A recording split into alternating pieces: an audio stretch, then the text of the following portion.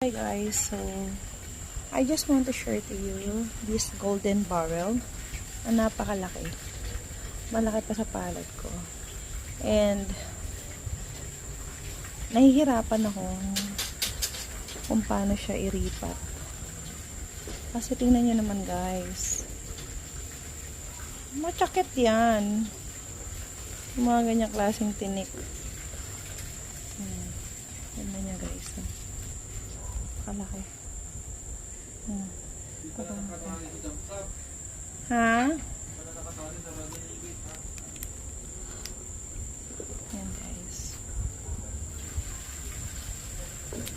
Share ko lang sa inyo guys. So, pinag-iisipan ko kung paano ko siya i-riripat.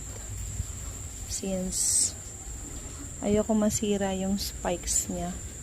Yung spikes, ito, yung mga tinik-tinik niya, ayokong matiklop, ayokong